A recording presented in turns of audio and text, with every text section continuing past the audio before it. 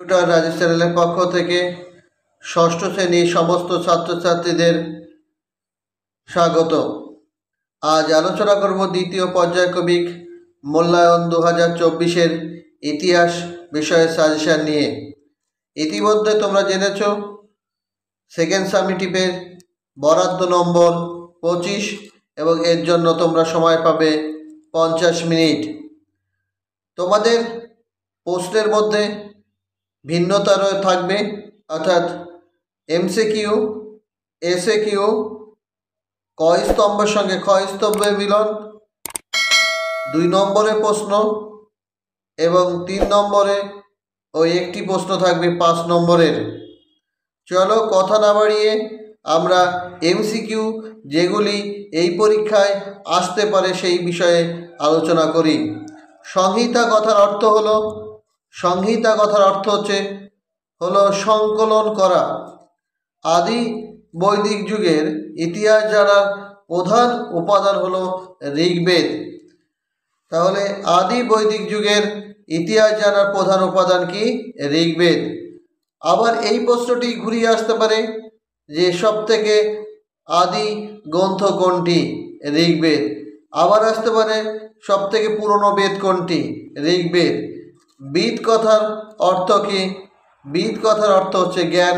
এই বিদ শব্দটি এসেছে বেদ থেকে। তাহলে তোমরা এমনভাবে পড়বে যে এই শর্ট কোশ্চেন যদি একটু ঘুরিয়েও আসে তাহলেও তোমরা উত্তর দিতে পারবে, এরকমভাবে পড়বে। 10 রাজার যুদ্ধে কোন রাজা জয়লাভ করেন? তাহলে 10 রাজার যে যুদ্ধ হয়েছিল সেই যুদ্ধে জয়লাভ করছে রাজা ভরত। দ্বিতীয় বৈদিক সভ্যতা বা বৈদিক সভ্যতার যে সমাজ, সেই সমাজের পরিবারের প্রধান কে ছিলেন? পরিবারের প্রধান ছিলেন পিতা বা বাবা। বৌদ্ধ ধর্মে আর্য সত্য কটি? বৌদ্ধ ধর্মে আর্য সত্য 4টি। পার্শ্বনাথ ছিলেন জৈন তীর্থঙ্কর। তাহলে পার্শ্বনাথ কি ছিলেন? জৈন তীর্থঙ্কর। জৈন ধর্মের তীর্থঙ্করের সংখ্যা ছিলেন বা সংখ্যা হলো 24 জন। তাহলে জৈন ধর্মের তীর্থঙ্কর এর সংখ্যা কত? 24 জন। দৈনন্দিন চন্দ্রগুপ্ত মৌর্য ড্যাশকে পরাজিত করে সিংহাসনে বসেন। ধননন্দকে পরাজিত করে সিংহাসনে বসেন। দ্বিতীয় বৌদ্ধ সঙ্গীত অনুষ্ঠিত হয় বৈশালীতে। মেগালিথ খুব ইম্পর্টেন্ট প্রশ্ন এবং অধিকাংশ স্কুলে এই শর্টটি এসে থাকে। মেগালিথ কি? মেগালিথ হচ্ছে পাথরের সমাধি। কি বললাম? মেগালিথ হচ্ছে পাথরের সমাধি। মহাজনপদগুলি গড়ে উঠেছিল খ্রিস্টপূর্ব 6ষ্ঠ শতকে। তাহলে খ্রিস্টপূর্ব 6ষ্ঠ শতকে মহাজনপদগুলি গড়ে উঠেছিল। আলেকজান্ডারের সৈন্যবাহিনী সমেত ফিরে যান, অর্থাৎ আলেকজান্ডার সৈন্যবাহিনী সমেত ফিরে যান।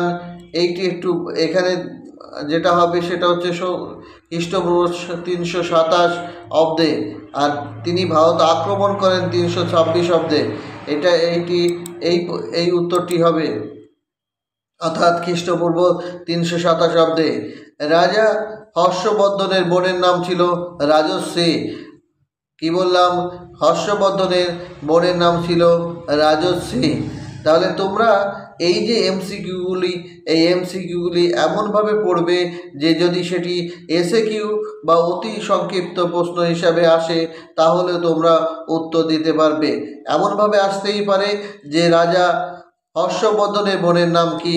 সেক্ষেত্রে তোমরা বলবে বা লিখবে রাজশ্রী। বেদকে শ্রুতি বলা হয় কেন? এটি খুব গুরুত্বপূর্ণ প্রশ্ন।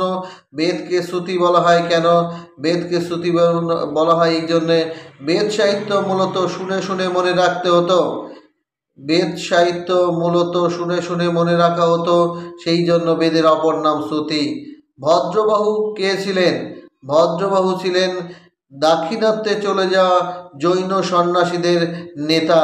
কি বললাম? ভদ্রবাহু ছিলেন দাক্ষিণাত্যে চলে যাওয়া জৈন সন্ন্যাসীদের নেতা। শিলাদিত্য উপাধি কে ধারণ করেছিলেন বা শিলাদিত্য উপাধি কার ছিল? হর্ষবর্ধনের উপাধি ছিল শিলাদিত্য। কুষাণ সাম্রাজ্যের প্রতিষ্ঠাতা কে? কুষাণ সাম্রাজ্যের প্রতিষ্ঠাতা হচ্ছে কুলুজ কথফিসেস। অরাজনৈতিক রাজ্যগুলিকে খ্রিস্ট যে ষোড়শ মহাজনপদ ছিল, সেই ষোড়শ মহাজনপদগুলির মধ্যে যে রাজ্যগুলি অরাজতান্ত্রিক ছিল, অর্থাৎ রাজা ছিলেন না, সেই রাজ্যগুলিকে বলা হতো গণরাজ্য।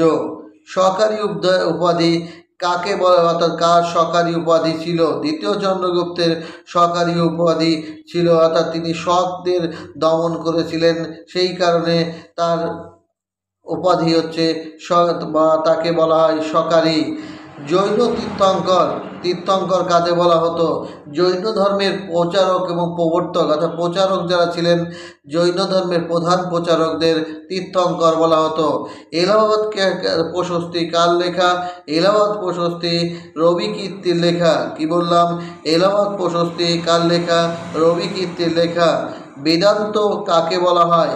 অর্থাৎ বেদান্ত বলা হয় উপনিষদের শেষ ভাগ, অর্থাৎ উপনিষদ বেদের, এখানে স্পেলিংটা ভুল আছে, উপনিষদ বেদের শেষ ভাগ, তাই একে বেদান্ত বলা হয় বা বেদান্ত নামে পরিচিত উপনিষদ। প্রাচীন শূন্যস্থান পূরণ। প্রাচীন ভারতে গ্রাম থেকে বড় অঞ্চলকে বলা হতো জন। কি বললাম? প্রাচীন ভারতে যে গ্রামগুলি ছিল, সেই গ্রামগুলি এর থেকে বড় অঞ্চলকে কি বলা হতো? জন। আর পার্শ্বনাথ ছিলেন কাশ্মীরের রাজপুত্র। আর পার্শ্বনাথ কে ছিলেন? কাশ্মীরের রাজপুত্র। গৌতম বুদ্ধ জন্মগ্রহণ করেছিলেন কুশীনগরে। এখানে লিচ্ছবি বংশ এবং কুশীনগরে সংসার থেকে দূরে বনে কুটিরে কাটিয়ে ধর্মচর্চা করার যে আশ্রম, তাকে কি বলা হতো? বানপ্রস্থ। অর্থাৎ চতুরাশ্রমের মধ্যে তৃতীয় আশ্রম হচ্ছে বানপ্রস্থ। সেলুকাস, দেখো ঠিক ভুল, সেলুকাস এবং চন্দ্রগুপ্তের মধ্যে চিরকালের শত্রুতা ছিল, এটি ভুল। দেখো প্রথম চন্দ্রগুপ্ত গুপ্তাব্দ চালু করেছিলেন, তাহলে প্রথম চন্দ্রগুপ্ত গুপ্তাব্দ চালু করেছিলেন, এটি সঠিক। মেহেরগড় সভ্যতা, সেই মেহেরগড় সভ্যতা আবিষ্কার করেন দয়ারাম সাহানি, তাহলে এটি ভুল। মেহেরগড় সভ্যতা কে আবিষ্কার করেন? জাফ-ই-আজরিস, ফরাসি প্রত্নতত্ত্ববিদ। কি বললাম? জাফ-ই-আজরিস মেহেরগড় সভ্যতা আবিষ্কার করেন। দেখো তারপরে ঠিক না ভুলে বৌদ্ধ ধর্মের প্রচারের প্রধান বাণী যে ভাষা ছিল সংস্কৃত, এটিও ভুল, এটি ছিল পালি ভাষা। কি বললাম?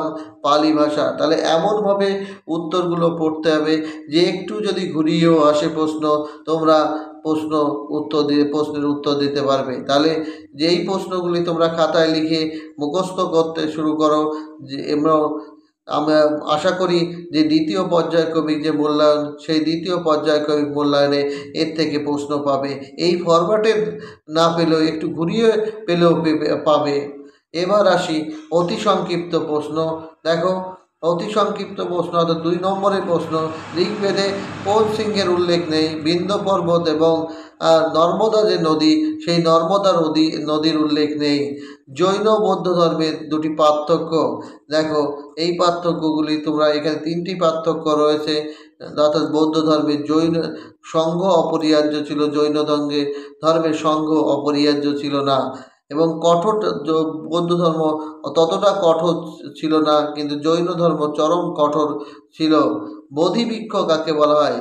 গৌতম বুদ্ধ বিহারে বৌদ্ধ গয়ায় যে গাছের নিচে, অর্থাৎ যে বট গাছের নিচে তিনি নির্বাণ লাভ করেছিলেন, তাকে, সেই গাছকে বোধিবৃক্ষ বলা হয়। জৈন ধর্মের তীর্থঙ্কর ত্রিরত্ন কি? তাহলে জৈন ধর্মের ত্রিরত্ন, অর্থাৎ 3টি পদ বা মার্ক, সেই মার্ক 3টি হলো সৎকর্ম, সদ্ব্যবহার, সদ্জ্ঞান। এই 3টিকে একসঙ্গে কি বলা হয়? ত্রিরত্ন, এই ত্রিরত্ন কিন্তু বৌদ্ধ ধর্মেও রয়েছে, কিন্তু জৈন ধর্মের ত্রিরত্ন হচ্ছে সৎ কর্ম, সৎ ব্যবহার এবং সৎ জ্ঞান। এবং বৌদ্ধ ধর্মের ত্রিরত্ন অর্থাৎ সেই ত্রিরত্ন হচ্ছে বুদ্ধদেব, ধর্ম এবং সংঘ।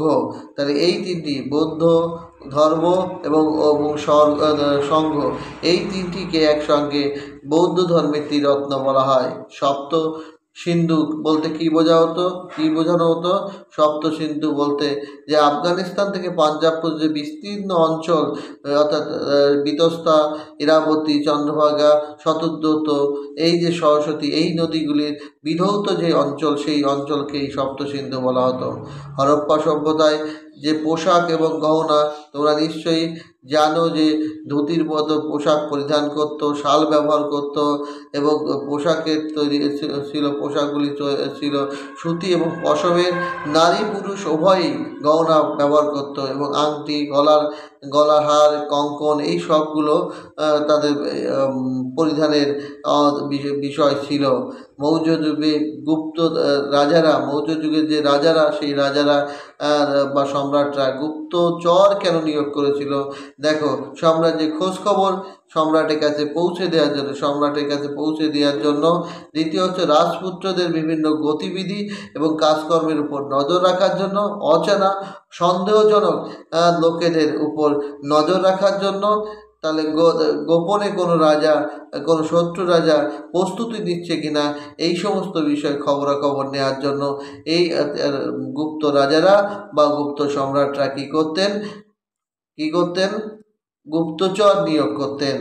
এবার আসি যে প্রশ্নগুলি 3 নম্বরের, এই 3 নম্বরের অনেক প্রশ্ন 5 নম্বর হিসাবেও আসতে পারে। তাহলে তোমাদের উচিত এই প্রশ্নগুলি বারবার পড়ে মুখস্থ করে রাখা। কি? প্রথম, 10,000 যুদ্ধ, এটি টিকা হিসাবে আসতে পারে। চতুরাশ্রম, মোস্ট গুরুত্বপূর্ণ প্রশ্ন, এই চতুরাশ্রম টিকা হিসাবে আসতে পারে, 3 নম্বরে আসতে পারে বা 5 নম্বরে আসতে পারে।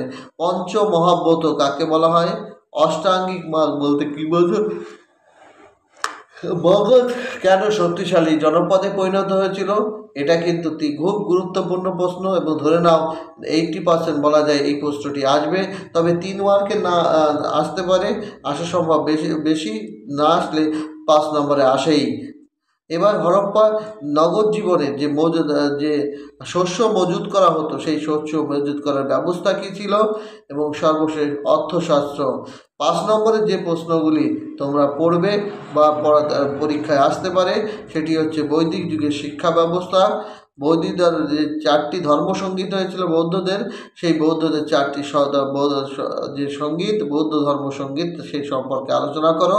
খ্রিস্টপূর্ব 6ষ্ঠ শতকে যে নব্য ধর্ম অর্থাৎ জৈন এবং বৌদ্ধ ধর্মের উদ্ভব হয়েছিল, সেই নব্য ধর্ম আন্দোলন সম্পর্কে যা জানো লেখো। এবং অশোকের ধর্ম বলতে, খুব গুরুত্বপূর্ণ প্রশ্ন, অশোকের ধর্ম বলতে কী বোঝো? এই প্রশ্নটিও তোমাদের পড়ে রাখতে হবে। আশা করি এই যে প্রশ্নগুলি, এই প্রশ্নগুলি তোমরা মানে বইতে পেয়ে যাবে, অথবা বইতেও পড়ে যাবে। যদি বইতে কোথায় কি আছে, যদি তোমরা সেই পেজ নাম্বার জানতে চাও বা পেজ নাম্বার দেখতে চাও, তাহলে অবশ্যই কমেন্ট বক্সে কমেন্ট করবে। এবং আদি বৈদিক এবং পরবর্তী বৈদিক যুগে, পরে প্রশ্ন, আদি বৈদিক এবং পরবর্তী যুগে নারীদের অবস্থার কি পরিবর্তন বা বদল ঘটেছিল তা লেখো।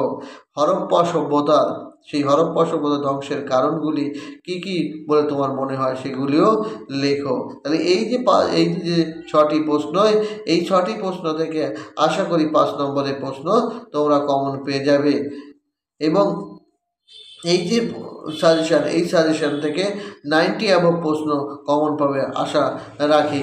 যদি ভিডিওটি ভালো লাগে অবশ্যই বন্ধুদের মধ্যে শেয়ার করবে, এবং তোমরা আমার চ্যানেলটি সাবস্ক্রাইব করে রাখবে, যাতে পরবর্তী ভিডিও সবার আগে তোমার কাছে পৌঁছায়।